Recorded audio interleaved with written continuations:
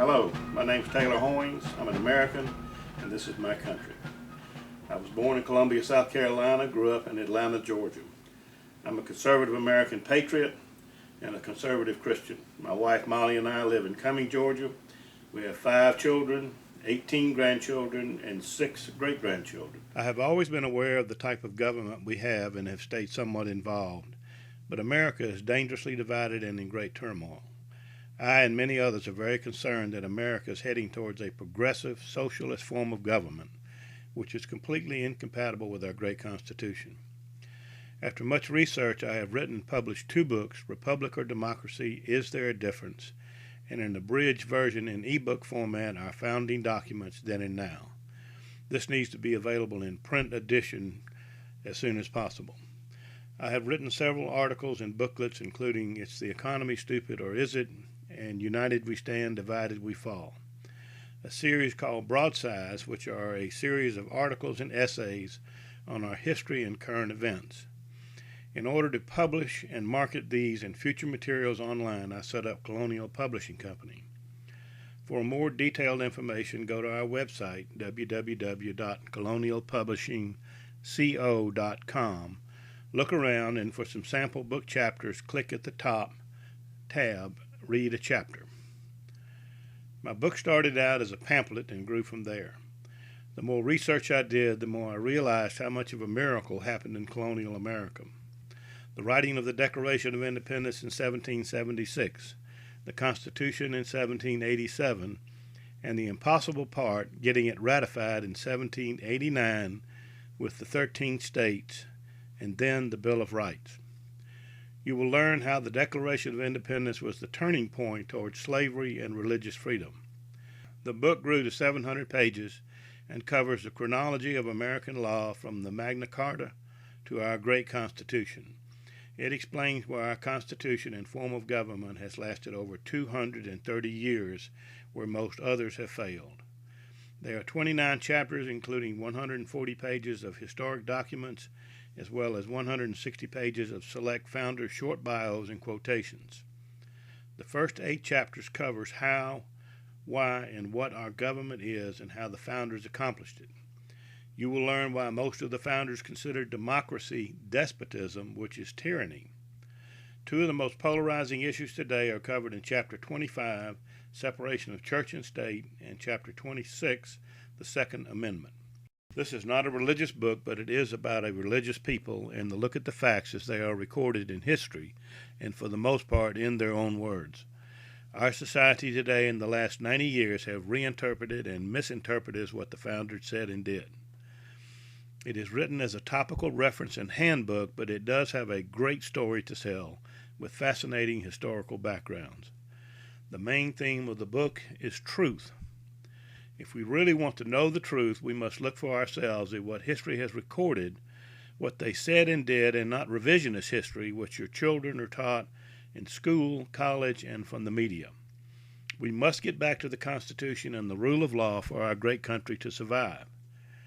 Our founders did not even know what relativism was, and would have been shocked to know that moral, legal, and political relativism was being taught in our colleges and schools. They believed and taught that truth, absolutes, and liberty come from God and not government. People ask today, how'd we get here? One of the most serious and important issues is education. In fact, it is the second major theme, and the first chapter is dedicated to education and the early colleges and universities. There is a major significant void in our educational system today. Frankly, it has led to a serious disintegration of our national and local leadership, and this problem is critical as evidenced by the condition of our country and lack of knowledge. Our schools and colleges are putting out illiterate students, and yet we have spent trillions of tax dollars on education. And remember, government does not generate any money, it spends your tax dollars. Our founders were critically aware of the need for education and knowledge of God and country. Here are a few quotes. A primary object should be the education of our youth in the science of government. In a republic, what species of knowledge can be equally important? And what duty more pressing than communicating it to those who are to be the future guardians of the liberties of the country. President George Washington. It is a monarchical and aristocratical government only that requires ignorance for its support. Thomas Paine, Rights of Man. If you are relying on government to educate your children, forget it. The damage is already done. Listen to one of our first Supreme Court justices. It is the duty of parents to maintain their children decently and according to their circumstances, to protect them according to the dictates of prudence, and to educate them according to the suggestions of a judicious and zealous regard for their usefulness, their respectability, and happiness. Justice James Wilson. I am working on several new projects and one book that is of utmost importance, Tale of Two Americas, Stolen Heritage, and the theme is revisionist history. This is a chronology of how our major foundations took over our education and the future of America. It is about 80% complete, and it needs to be published now. We have become a collectivist entitlement society, looking to government for all of our needs instead of individualists in America, and have become a nanny state. Don't let them buy your vote. And Supreme Court Justice Joseph Story, in his 1833 Commentaries on the Constitution, said, "Let the American youth never forget that they possess a noble inheritance, bought by the toils and sufferings and blood of their ancestors, and capacity, if wisely improved and faithfully guarded, of transmitting it to their latest posterity, all the substantial blessings of life, the peaceful enjoyment of liberty, property, religion, and independence." On July 4, 1776, the Declaration of Independence was written and published. 56 men signed their death warrants, and in the last paragraph pledged their lives, fortune, and sacred honor. Most of them lost their fortunes and their lives, but none ever lost their sacred honor. Will we be able to keep what they fought and shed blood for so valiantly? What constitutes the supreme law of land in America? Article 6, Clause 2 of the Constitution.